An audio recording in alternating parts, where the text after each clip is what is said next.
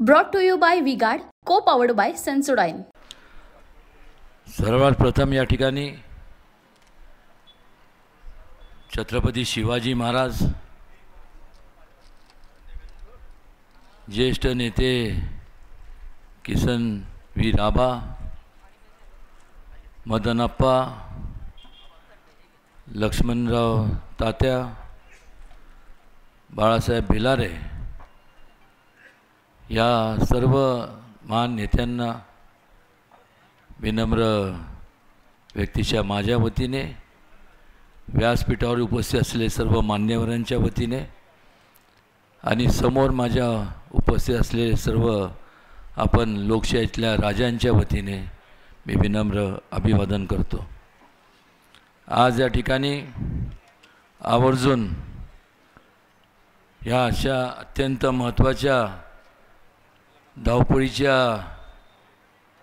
अंतिम टप्प्यात आज आदरणीय अजितदादांनी आपल्याला वेळ दिली, ते या ठिकाणी आपल्याला संबोधित करायला आले आणि नुकतंच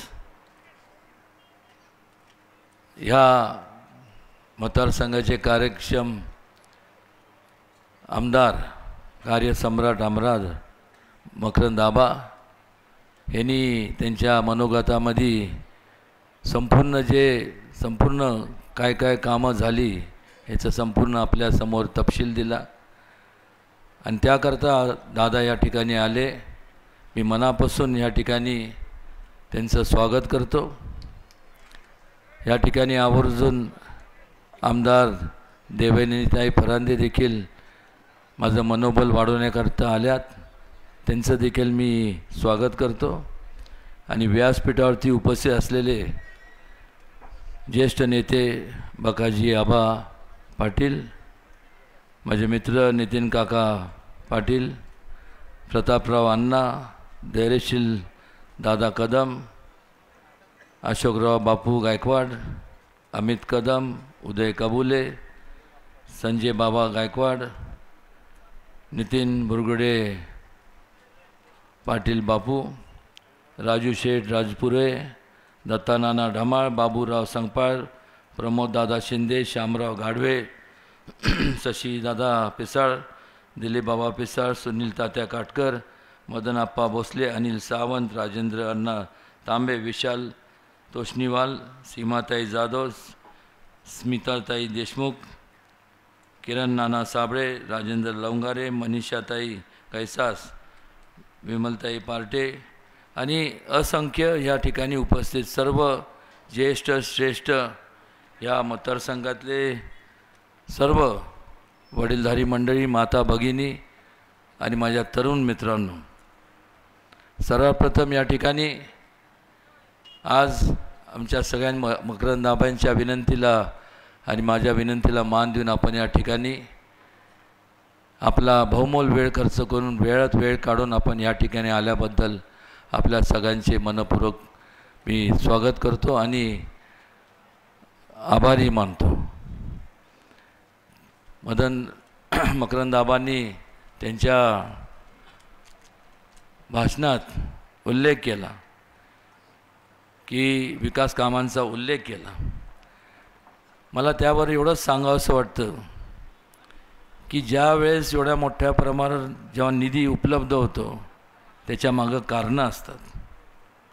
जेव्हा एक स्थिर सरकार असतं, स्थिरता असते, स्टेबल गव्हर्नमेंट असतं, त्यावेळेस संपूर्ण एक नियोजन चांगल्या प्रकारे करता येतं आणि ज्यावेळेस चांगल्या प्रकारे नियोजन आपण करतो त्यावेळेस संपूर्ण राज्यभरात वेगवेगळ्या आमदारकीच्या मतदारसंघात, खासदारकीच्या मतदारसंघात विकास कामं आपल्याला करता येतात, निधीचं योग्य वाटप करता येतं। दर 5 वर्षांनंतर निवडणुका ह्या अटळ असतात आणि ह्या 5 वर्षाच्या कालावधीत जेव्हा निवडणूक पार पडतात त्यावेळेस एक 5 वर्षाचा डेव्हलपमेंट प्रोग्राम आखला जातो, पण तो पूर्ण करण्यासाठी एक स्थिर सरकारची गरज असते।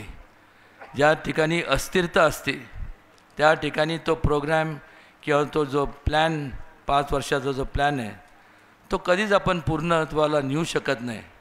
आज महायुतीच्या माध्यमातून अनेकांनी तोंडसुख त्यावेळेस घेतलं की अजितदादा असतील, मग मुख्यमंत्री एकनाथराव शिंदेसाहेब असतील की यांनी गद्दारी केली किंवा त्यांनी वेगळा चौथा सुभा निर्माण केला. तसं नाही. जर कामच होत नव्हती आणि अस्थिरता ज्या ठिकाणी असती त्यावेळेस एक जबाबदार व्यक्ती म्हणून, एक लोकप्रतिनिधी म्हणून दादांनी आणि एकनाथ शिंदेनी जे पाऊल उचललं ते पाऊल योग्यच होतं. कारण की जेव्हा आपण लोकप्रतिनिधी म्हणून जेव्हा आपण लोक आपल्याला निवडून देतात त्यावेळेस त्यांच्या आपल्याप्रती विश्वास ते व्यक्त करतात. त्या विश्वासाला वाटेल त्या परिस्थितीत तडा जाऊन दिला नाही पाहिजे. हे प्रत्येक लोकप्रतिनिधीचं ती जबाबदारी असते. आणि लोकांचे जे विकास कामं असतील, डेव्हलपमेंटचे जे कामं असतील ते जर झालं नाही तर मग परत लोकांसमोर जायचं तरी कुठला चेहरा घेऊन आणि काय सांगायचं लोकांना. कारण की लोकांचा एकच विचार असतो, आम्ही आपल्याला मतदान केलं, आम्ही आपल्याला निवडून दिलं, त्यामुळे आता तुम्ही आमचे लोकप्रतिनिधी ह्या नात्याने जबाबदारी तुमची आहे की आमचं जे काय संपूर्ण जे आमच्या मूलभूत सुविधा आम्हाला मिळायला पाहिजे. आणि तोच एकमेव विचार घेऊन मगाशी म्हणजे अजितदादांनी आणि एकनाथ शिंदेसाहेबांनी तो निर्णय घेतला. त्यामुळे कुठल्या स्वार्थापोटी घेतलेला हा निर्णय नाही आहे. आणि स्थिरता जर स्थिरताबद्दल बोलायचं झालं तर आज या गेल्या 10 वर्षाचा कालावधी जर आपण पाहिला तर ह्यापूर्वी स्वातंत्र्यानंतर ज्यावेळेस काँग्रेसचं राज्य होतं तो काळ आणि हा काळ आज लोकांना सोशल मीडियाच्या माध्यमातून किंवा मीडियाच्या चॅनलच्या माध्यमातून आज संपूर्ण जग एकदम जवळ आलेलं आहे. प्रत्येक जण विचार करतो की मग ह्या 10 वर्षात जे काही संपूर्ण योजना मायक्रो प्लॅनिंग मायक्रो प्रोसेसिंग करून ज्या मार्गी लावण्यात आल्या मग त्या काळात का झाल्या नाही. त्यावेळेस मीडिया एवढा नव्हता, त्यावेळेस सोशल मीडिया तर नव्हताच.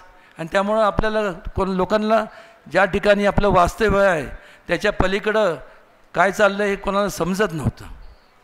आणि म्हणून आपण एक विचार करणं पाहिजे की त्यावेळेस ज्यांना जबाबदारी दिली होती, ज्यांना भरभरून आपण मतदान केलं त्यांनी काहीच केलं नाही. आणि पुन्हा मग आता आज महाविकास आघाडीच्या माध्यमातून लोकांसमोर जात असताना कुठल्याही प्रकारचं त्यांच्या पंतप्रधानांच्या उमेदवारावरती नावावरती देखील एकमत होत नाही. तिथंसुद्धा विसंगती पाहायला मिळते, तिथंसुद्धा मोठ्या प्रमाणावरती विस्कळीतपणा पाहायला मिळतो. कुठल्या प्रकारचं नियोजन नाही. कुठल्या प्रकारचं नियोजन जेव्हा नसतं तेव्हा प्रगती होत नाही. तेव्हा अधोगतीच्या दिशेने आपण वाटचाल करत असतं. हे आपण सगळ्यांनी समजून घेतलं पाहिजे. आज आपण या ठिकाणी विचार करणं गरजेचं आहे की या संपूर्ण देशामध्ये जवळपास 80% जे लोक आहेत हे शेती, त्यांचं संपूर्ण उदरनिर्वाह म्हणा किंवा त्यांचं अर्थव्यवस्था, कुटुंबाची अर्थव्यवस्था ही शेतीशी निगडीत आहे. आणि मग अनेक वर्षापासून शेतकऱ्यांचं खास करून आपण या पश्चिम महाराष्ट्र म्हणजे शुगर लॉबी म्हणतो ज्याला, किंवा साखर कारखान्यांचा हा संपूर्ण परिसर, अनेक वर्षापासून मागणी होती की या शेतीवर लागणारा जो इन्कम टॅक्स आहे, आपलं कारखान्यावर लागणारा तो इन्कम टॅक्स आहे तो रद्द करण्यात यावा. पण मात्र झाला नाही. का केला गेला नाही? इच्छाशक्ती नव्हती का त्याच्यावर विचार केला गेला नाही? हे कोडं हे कधी कोणाला सुटलं नाही. पण मात्र ज्यावेळेस अजितदादांनी आणि एकनाथ शिंदे साहेबांनी आणि देवेंद्र फडणवीसजींनी त्याच्यावर प्रामाणिकपणे बसून एक चांगला निर्णय घेतला आणि अमित शहाजींची भेट घेऊन आज संपूर्ण मगाशी मकरंदाबांनी जे उल्लेख केला की संपूर्ण तो इन्कम टॅक्सचा लागणारा जो मोठा कर होता तो कायम स्वरूपात आता रद्द झाला. एक प्रकारचा मोठा दिलासा तुम्हाला संपूर्ण शेतकरी वर्गाला मिळाला. आणि तो जर लागू केला असता तर मला सांगा काय अवस्था झाली असती. तुम्ही ऊस उत्पादक आहात, ऊसाचं ऊस घातला कुठला असता. कारखान्याची अवस्था अशी झाली असती की पगार द्यायचा कुठून, ताळमेळ सगळं आणि सगळं बिघडलं असतं.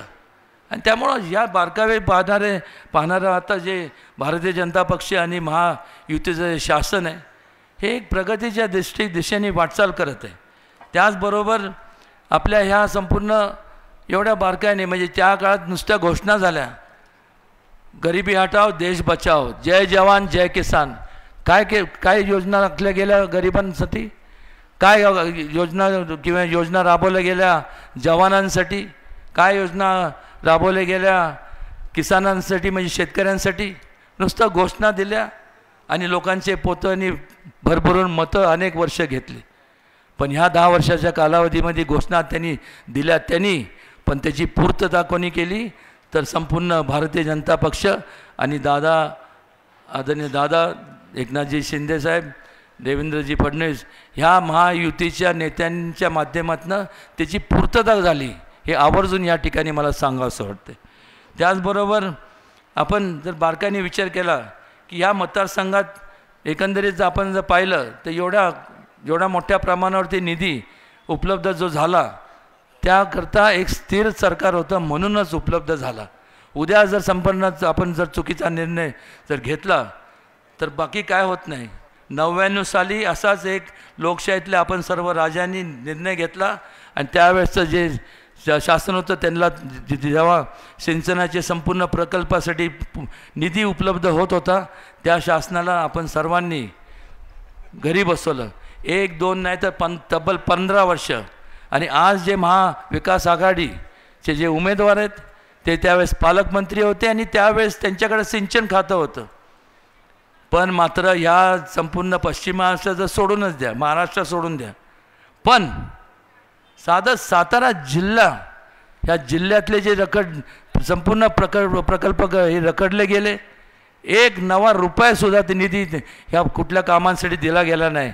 पण मात्र ज्या वेळेस महायुतीचं शासन आलं, परिवर्तन झालं, त्यावेळेस काय झालं तर मोठ्या प्रमाणात दादांनी निधी ह्या संपूर्ण प्रकल्पांसाठी उपलब्ध करून दिला आणि त्याच्यामुळंच आज अनेक प्रकल्प मार्गी लागले ज्याचा उल्लेख लिफ्ट इरिगेशन स्कीम असेल, नागेवाडी धरण असेल आणि जे आता प्रोसेसमध्ये आहे जे सोळशीचं धरण असेल, या सगळ्यांना कवठे केजर झाली, अनेक ज्या स्कीम झाल्या, लोणांचे स्कीम झाली.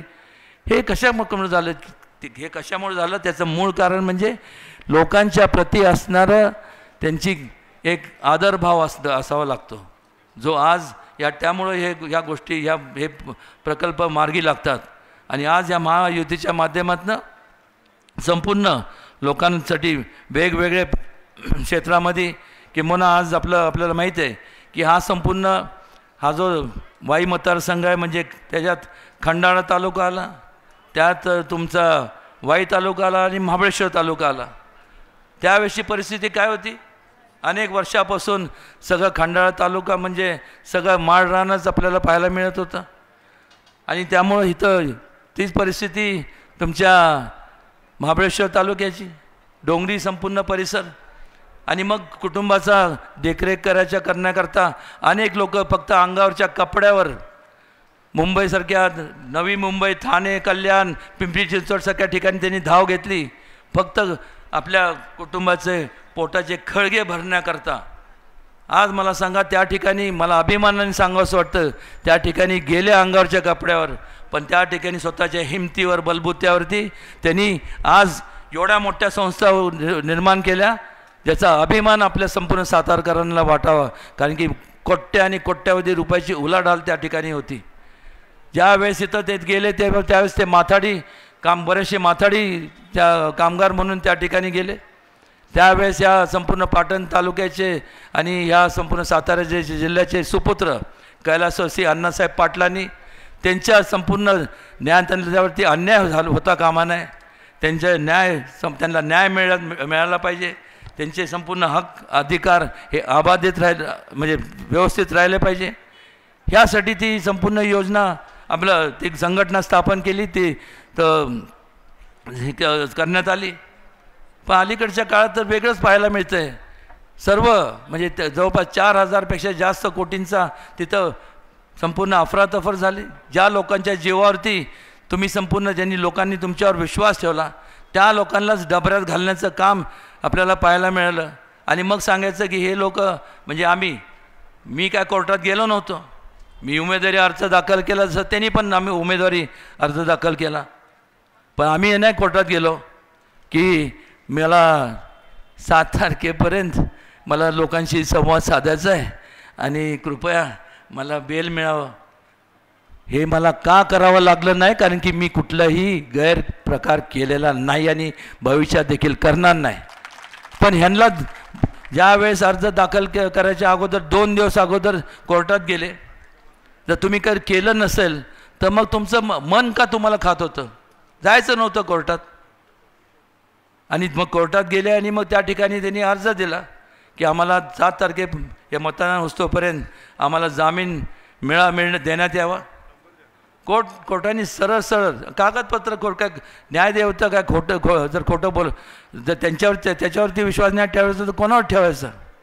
त्या ठिकाणी हजारो जे माथाडी कामगार आहेत, आज त्यांचा प्रश्न आहे, त्यांनीसुद्धा त्या ठिकाणी त्याची दखल घेतली. आमचे मित्र आणि पाटण तालुक्याचे अण्णासाहेब पाटलांचे सुपुत्र मग नरेंद्र पाटील असतील, रमेश पाटील, त्यांनी मोठ्या प्रमाणात ते आवाज उठवला. आणि त्यामुळं त्यांना मी सांगितलं की ही अण्णासाहेब पाटलांचं ह्याला लागलेला हा जो कलंक आहे हा आपल्याला पुसून काढायचा आहे. काय चाललं आहे काय, आणि अशा जर एका बाजूला शिष्टाचार आणि दुसऱ्या बाजूला भ्रष्टाचार, मला तुम्हाला विचारायचं आहे की तुम्ही शिष्टाचाराच्या बाजूने आहात का भ्रष्टाचाराच्या बाजूने? कोणाच्या बाजूने? भ्रष्टाचार, शिष्टाचार ना. भ्रष्टाचार जर करायला लागलं तर मग काय मला सांगा ना. एवढी एक छोटीशी मार्केट म्हणजे काय छोटी म्हणजे मोठीच आहे, जर त्या मार्केट कमिटीमध्ये भ्रष्टाचार एवढा झाला तर विचार करा, जर ह्या संपूर्ण मतदारसंघामध्ये खासदार म्हणून येत तर नाही ते सोडून द्या, तर समजा एक असं काल्पनिक विचार करा की त्याला आपण खासदार बनवलं तर काय होणार आहे. आता जे मकरंद आबांनी सांगितलं ना, एवढे 10,000 11,000 कोटी हे एवढ्या पुरतंच मर्यादित राहणार, तिथं पूर्णविराम लागणार, कारण की त्यापुढं काही होणार नाही.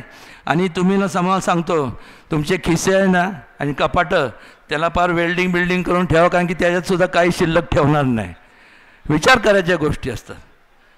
त्यामुळे ह्या संपूर्ण मतदारसंघातनं ज्या कृष्णे नदीचा उगम होतो, उगमापासून संगमापर्यंत जसं नमो गंगा ते शुद्धीकरण हाती घेतलं, त्याचबरोबर केंद्र शासनाच्या माध्यमातून अनेक ज्या नद्या त्यांच्या लिस्टमध्ये आहे त्यात कृष्णा नदीचा समावेश झालेला आहे.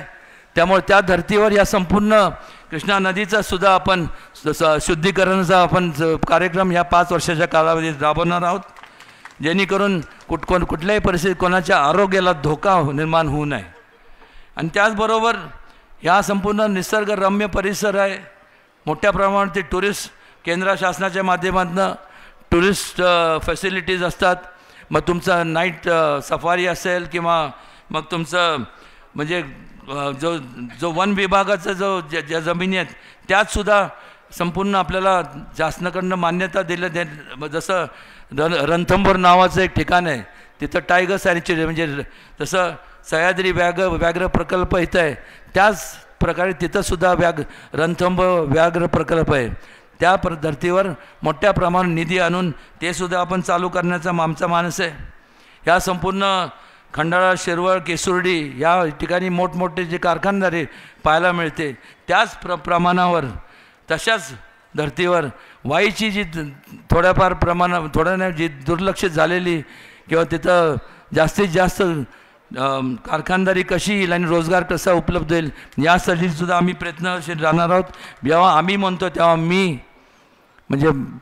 एकटा नाही, मी मकरंद आबा आणि ज्यांना विसरून चालणार नाही असे नितीन काका आणि नितीन बापू, आणि जिथं दोन नितीन असल्यानंतर विषयच संपला म्हणून समजा.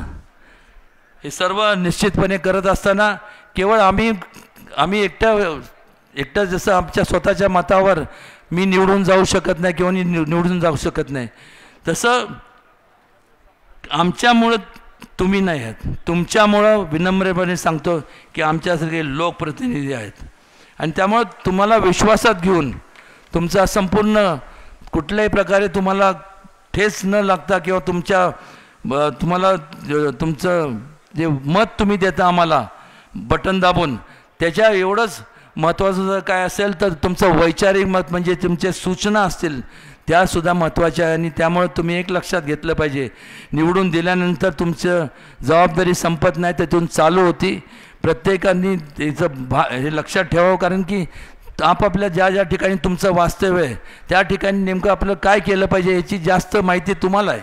तशा सूचना आम्हाला दिल्यात. आता निश्चितपणे त्याच्यावरती केंद्र शासनाच्या आणि राज्य शासनाच्या माध्यमातून मी आणि मकरंदाबा आम्ही हातात हात घालून निश्चितपणे त्या पूर्ण तस नेऊ, एवढं या ठिकाणी आवर्जून सांगा असं वाटतं. आणि त्याचबरोबर आपल्याला माहिती आहे की स्ट्रॉबेरी, आलं आणि हळद मोठ्या प्रमाणावरती ह्या ठिकाणी त्याचं इथं उत्पादन होतं. याकरता संशोधन केंद्र त्या ठिकाणी केंद्र शासनाच्या माध्यमातून उभे केले जातील, हे सुद्धा सांगावं असं वाटतं. तीर्थक्षेत्राच्या बाबतीत बोलायचं झालं तर क्षेत्र महाबळेश्वर, मांढरदेवी असेल, धोम, वाई, प्रतापगडचा आणि ह्या संपूर्ण याचा एक आराखडा तयार करून ह्याच्या डेव्हलपमेंट करता असं देखील संपूर्ण प्रयत्न करणार. मकरंदाबा तर निश्चितपणे त्यांनी ती प्रक्रिया चालू केलेली आहे. माझ्या परीने जेवढं काय हातभार लावता येईल, जेवढं काय करता येईल त्यात कुठं कमी पडणार नाही. त्याचबरोबर ह्या मतदारसंघात ज्या 3 मोठ्या नगरपालिका आहेत, महाबळेश्वर, पाचगणी आणि तुमची वाई नगरपालिका, जिथं आता ही सभा होत आहे, ह्याकरतासुद्धा UDच्या माध्यमातून केंद्र शासनाच्या माध्यमातून ज्या मोठ्या स्कीम्स असतील, अमृतच्या खाली असेल किंवा वेगवेगळ्या योजना असतील, ह्या ठिकाणी आबांनी सांगावं काय करायचं आणि केंद्रातनं शासनाच्या माध्यमातून संपूर्ण तिथं निधी तिथं मंजूर करून आणण्याचं काम माझं राहील. मगाशी हॅमचं तर आम्ही मागंसुद्धा आमचा पण प्रस्ताव होता, त्याचा उल्लेख आबांनी केला, त्यांनीसुद्धा दिला होता. सुरूर ते पोलादपूरपर्यंत जो रस्ता आहे, कारण की आपल्याला माहीत आहे. आणि मला सांगताना आनंद वाटतो की रोपवेचा जो प्रोजेक्ट आहे त्याला मान्यता मिळालेली आहे, म्हणजे धोमपासून प्रतापगडपर्यंत. पण आता फक्त राहिलं होतं, मी नितीन गडकरींशी बोलत असताना मी त्यांना सांगितलं की ते लवकर आम्हाला निधी उपलब्ध करून घ्या.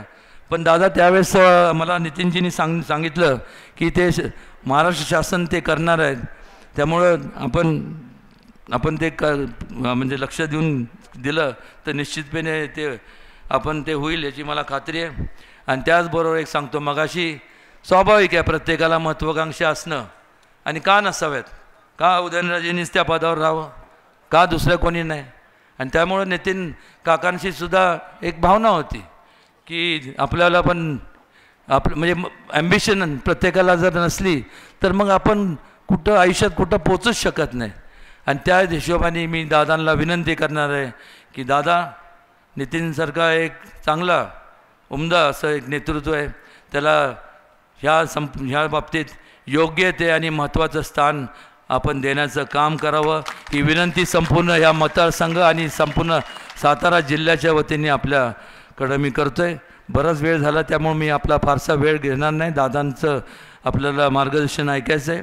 आणि पुन्हा एकदा आपल्या सगळ्यांचं मनापासून आभार आणि धन्यवाद. जय हिंद, जय महाराष्ट्र, जय Shivray. Brought to you by V-Guard, co-powered by Sensodyne.